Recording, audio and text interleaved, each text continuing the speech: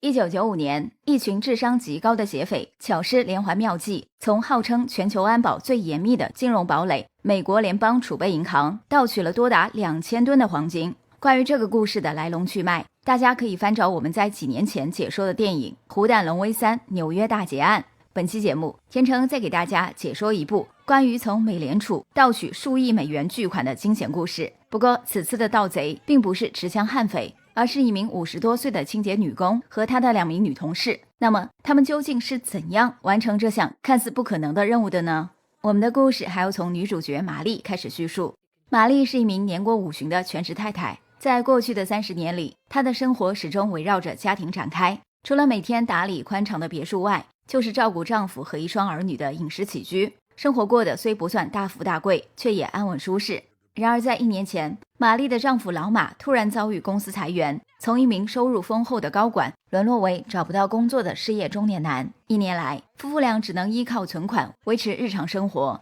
以及1双儿女在大学里的开支。这种坐吃山空的状况很快让老马和玛丽欠下了不少外债。老马迫于无奈，不得不计划卖掉自家别墅渡过难关。玛丽看着自己住了大半辈子、倾注了无数心血的房屋即将易主，心里不是滋味。在经过长时间的考虑之后，她决定外出去找工作，用自己的力量帮家庭度过这场财务困境。可是对于一个30年没有工作的50多岁女性来说，现实的残酷不言而喻。玛丽在求职过程中四处碰壁，没有任何一家公司愿意聘用她。最后还是她以前雇佣的一名保姆给她介绍了一份在美国联邦储备银行做保洁的工作。尽管这份工作对于平日里养尊处优的玛丽来说十分辛苦，但玛丽还是决定应承下来，至少能有一份还算稳定的收入补贴家用。入职第1天，玛丽就被美联储内的海量现金惊得目瞪口呆。这里平时存储着来自美国其他银行的巨额现金。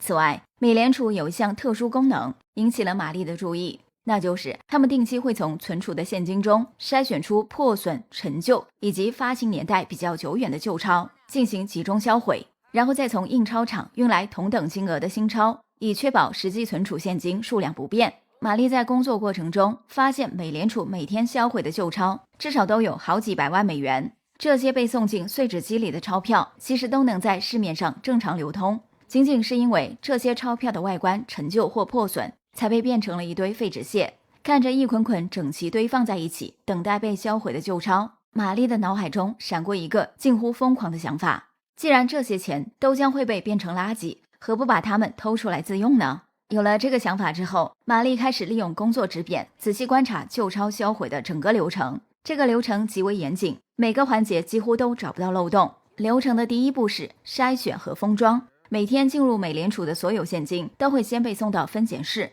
由专业的机器自动分拣出不符合流通标准的旧钞。分拣室的工作人员会将这些旧钞按照面额分类后捆扎，并在每捆现金上标注总金额和纸币数量，然后再将之装进玻璃做的运钞箱。等装满1只运钞箱之后，工作人员又会用一把金色挂锁将运钞箱上锁。挂锁的钥匙总共有3把，其中1把在分拣室的主管手里，其他人无权接触。销毁旧钞的第2步是清点和转运。等分拣室的工作人员将分拣出的旧钞装好箱后，专门的搬运员会用推车将玻璃运钞箱送到财务室。财务室的工作人员先核对运钞箱的编号和密封状态，然后由财务主管用挂锁的第2把备用钥匙打开运钞箱，安排下属详细清点里面旧钞的金额，并记录在案，最后再重新锁上运钞箱。销毁旧钞的第3步，也就是最后一步，是粉碎旧钞。搬运员将财务室清点后的旧钞用推车送到碎钞室，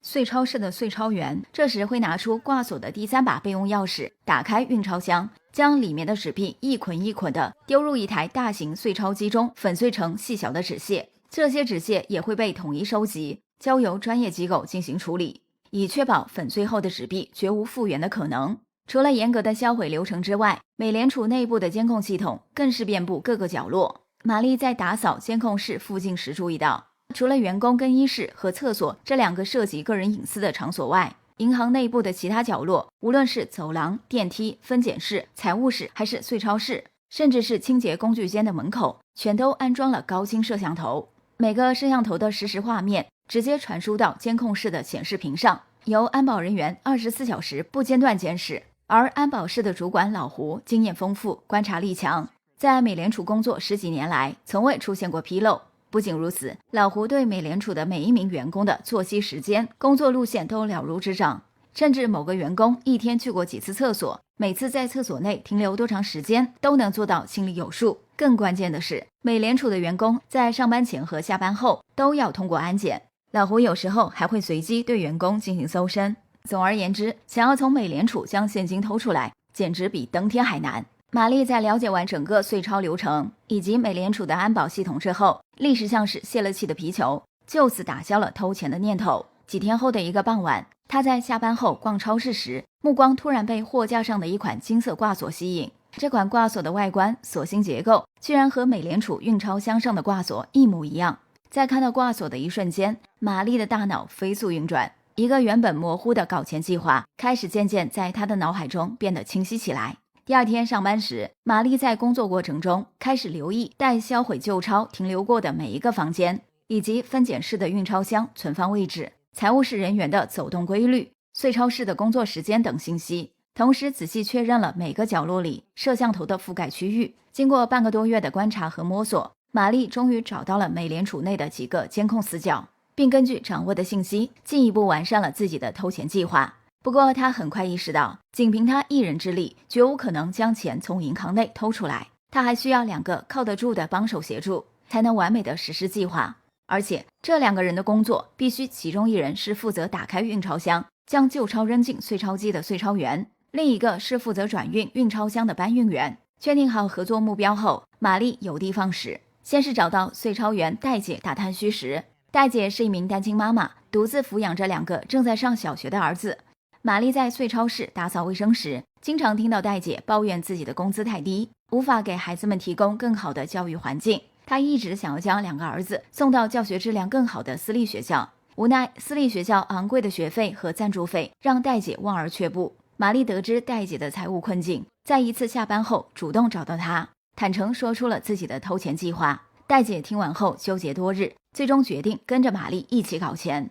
招揽了税钞员戴姐之后，玛丽又将目光投向了搬运员丽丽。丽丽是一名20多岁的年轻女孩，做事性格冲动，没什么城府。更重要的是，她和众多年轻女孩一样，很穷很穷。丽丽目前和男友住在郊区的一辆破旧房车内，冬凉夏暖，连基本的水电供应都不稳定。而丽丽自己每天开着一辆12手的夏利上下班，因而当玛丽和戴姐找上门邀请她一起搞钱时，丽丽想也没想就欣然答应入伙。搞钱3人组至此正式成立。3人组很快敲定了详细的盗窃方案，并设计了一个简单而又不易被人察觉的交流暗号，那就是用摸眉毛来代表准备就绪。一切商量妥当之后，3人组选了一个黄道吉日，正式启动了搞钱计划。计划实施当天，玛丽在上班之前，先是将从超市买来的一把金色挂锁小心翼翼地藏在自己腰带的金属装饰后面，然后走进美联储办公大楼，顺利通过安检，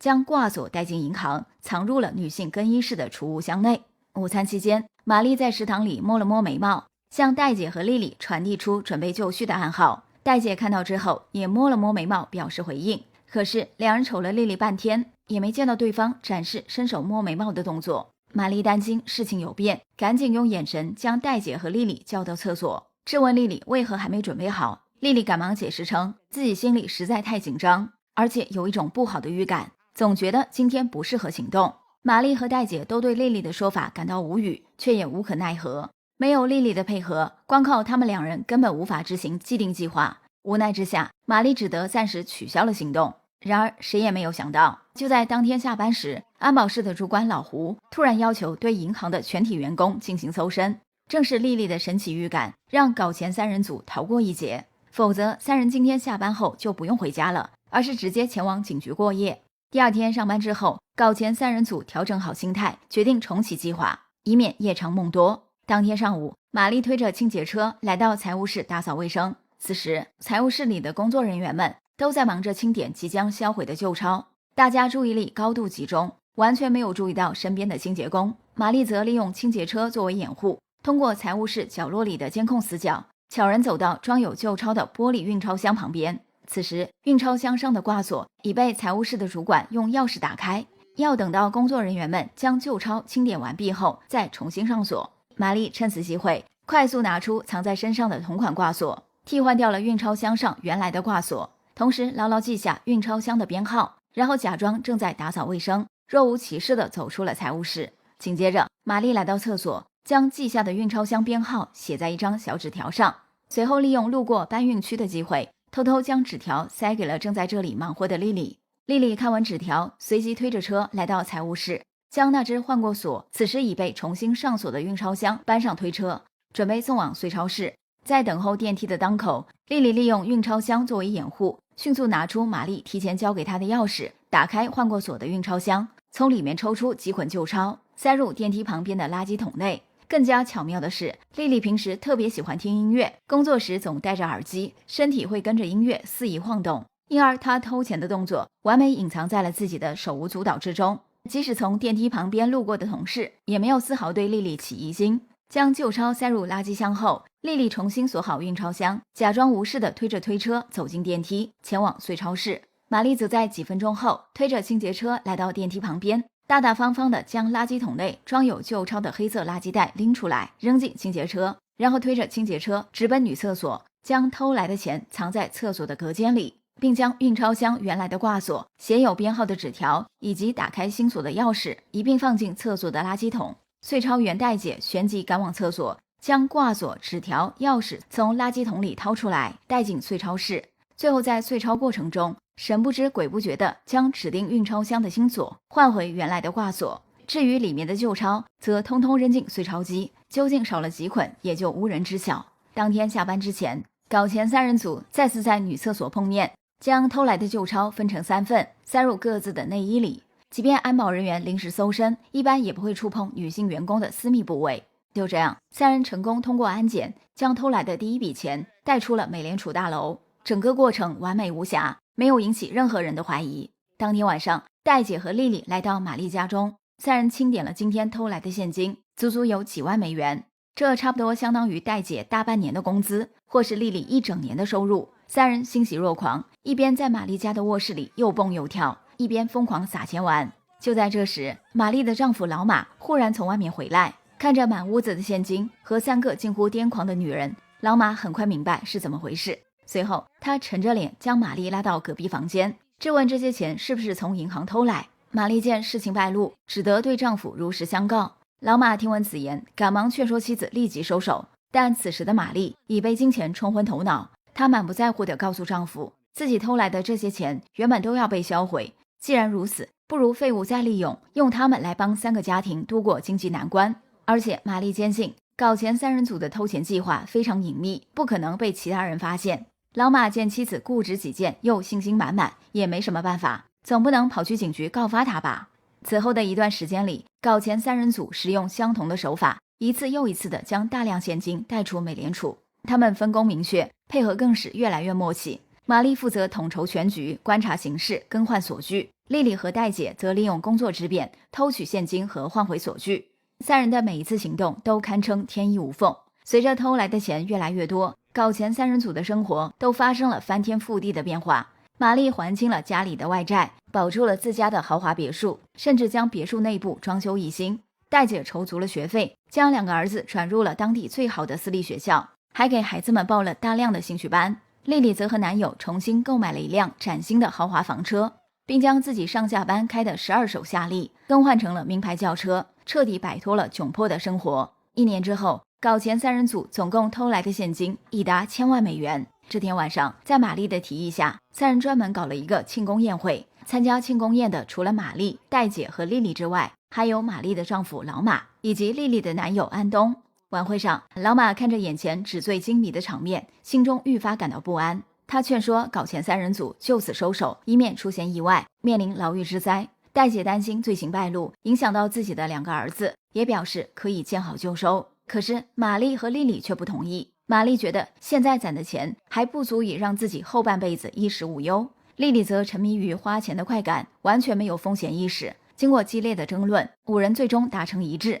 等每个人都攒够一辈子都花不完的钱后，再考虑收手。然而就在庆功宴后的第2天，搞钱3人组的行动就出现了重大纰漏。当天上午，玛丽来到女厕所，在将替换挂锁的钥匙扔给戴姐时，因用力过猛，不慎将钥匙扔进了洗手池里，钥匙旋即滑入下水口，掉进了下水道。而此时指定运钞箱的锁已被玛丽换成了替换挂锁，没有替换挂锁的钥匙，戴姐在碎钞时就无法打开指定运钞箱，并将运钞箱的替换挂锁换回原锁。那么三人偷换锁具、盗窃旧钞的行为就会立即暴露。玛丽顿时急得满头大汗，能够打开替换挂锁的钥匙只有2把，另一把备用钥匙目前在莉莉手里。问题是，玛丽刚刚清洁完莉莉工作的搬运区，现在再回去找莉莉，肯定会引起其他同事的怀疑。更要命的是，为了假装彼此不熟悉，搞钱三人组互相之间从不通电话，也就没有互留过手机号码。因而此刻玛丽想要联系上莉莉，变成了一件万难之事。情急之下，玛丽想到了自己的丈夫老马，她慌忙躲进厕所的隔间，用手机给老马打去电话，说明了刚刚发生的紧急状况。老马挂断电话后，急忙驱车赶到莉莉和安东房车的停靠地，找到了莉莉的男友安东，然后再通过安东联系上了莉莉。莉莉得知情况后灵机一动，将替换挂锁的备用钥匙裹在一块口香糖里，扔进电梯，并立即将此情况打电话通知男友安东。安东则将此情况转述给老马，老马再将此情况打电话告诉玛丽。玛丽在接到电话后，随即以清洁工的身份赶到电梯，拾起莉莉丢弃的口香糖。紧接着，他以清扫碎钞室为由，将口香糖里的备用钥匙交给了正在这里焦急等待的戴姐。戴姐接过钥匙，迅速完成了碎钞和更换挂锁的流程，一场有惊无险的意外就此化解。玛丽暗自庆幸自己反应神速，可是令她万万没想到的是，她在碎钞机悄悄给戴姐递钥匙的举动被一名正好经过碎钞室的巡逻保安阿莫看到。不过阿莫既没有制止，也没有揭发两人的行为。当天下班之后，阿莫私下找到戴姐，说出了自己的发现。他苦口婆心地劝说戴姐赶紧收手，免得招来牢狱之灾。戴姐这才得知阿莫早就对自己心存好感，只是出于害羞和担心被拒绝，才一直没说出口。阿莫一方面理解戴姐独自抚养2个孩子的艰难处境，另一方面又特别担心戴姐非法搞钱会给自己招来祸端，所以才私下里劝她及时回头。告别阿莫之后，戴姐赶忙找到玛丽和莉莉商量对策。两人琢磨之后，给戴姐出了个馊主意，那就是让戴姐主动出击去说服阿莫，然后再将阿莫拉入搞钱团伙。戴姐思来想去也没别的办法，只好采纳了玛丽和莉莉的建议。当天晚上，她直奔阿莫家中，打算用身体来征服阿莫，结果遭到了阿莫的断然拒绝。戴姐讨了个没趣，只得灰溜溜地返回家中。第二天上班时，玛丽找到阿莫，当面质问他是不是脑子有毛病，竟然拒绝戴姐的主动现身。不料阿莫坦诚地表示自己愿意加入搞钱团伙，只是无法接受戴姐用身体做交易。在阿莫看来，自己是真心喜欢戴姐，如果戴姐对他没意思，他是绝不可能出于交易占有戴姐的身体。玛丽听完阿莫的真情告白，颇为感动，她随后将她的心意如实告诉了戴姐。戴姐听完后更是深受感染，她本来就对阿莫印象不错，但由于平日里既要工作又要照顾2个孩子，根本没有时间和精力关注个人情感问题。如今阿莫主动表白，他也没理由拒绝对方。在阿莫加入搞钱小组后不久，戴姐就跟对方成了一对情侣。有了阿莫的掩护，玛丽、戴姐和莉莉3人行动时更加如鱼得水。阿莫会提前将当天银行安保部门的巡逻时间以及重点监控区域告诉他们，甚至在一些关键时刻帮忙引开其他安保人员的注意力。此后的1年多时间里，玛丽等人的偷钱行动几乎没有遇到任何阻力。他们偷来的旧钞在各自的家里堆成了小山。随着财富的增加，几个人的消费也变得大手大脚，肆无忌惮。他们的这种反常消费行为很快引起美国联邦调查局的注意。FBI 的探员们开始24小时跟踪和监控玛丽等人的行踪。玛丽最先察觉到了异常，于是赶忙召集团伙成员开会。大家经过分析，一致认为搞钱团伙已被 FBI 盯上。FBI 至今没有抓人，恐怕是还没掌握直接的证据。而搞钱团伙目前唯一的罪证就是各自家中堆积如山的旧钞。如果 FBI 申请搜查令，对众人的住所进行搜查，事情必然败露，届时每个人都将难逃坐牢的命运。大伙儿思来想去，最终决定忍痛将所有偷来的钱全部销毁。一场疯狂的毁钞行动旋即展开。老马将家里的碎纸机搬到卫生间，然后将一捆又一捆的现金塞入其中，再把粉碎后的纸屑冲入下水道中。直到粉碎机工作道冒烟，下水道堵塞，才销毁了不到一半的现金。戴姐则在自家后院点了一堆火，将所有旧钞付之一炬。丽丽的做法更是简单粗暴，她将全部钞票搬到自己和男友此前居住的破旧房车，然后在郊区的一处空地上直接点燃了房车。然而搞钱团伙偷来的旧钞实在太多，每个人费了老鼻子劲，也没能在短时间内销毁全部纸币。FBI 的探员们意识到搞钱团伙正在消灭证据，立即展开行动，将老马、戴姐、阿莫、丽丽和安东5人缉拿归案。玛丽因提前觉察到危险，带着一大包现金从自家别墅的后门小路溜走，逃过了 FBI 的抓捕。脱身之后，玛丽并没有选择远走高飞，而是花费巨资在当地找了一位名叫老白的金牌律师，希望对方能将老马等人从警局捞出来。白律师在了解了事情的来龙去脉后，拍着胸脯表示，只要警方无法证明玛丽等人销毁的现金是从银行偷来，搞钱团伙中的所有人都将没事。毕竟美国也没有哪条法律规定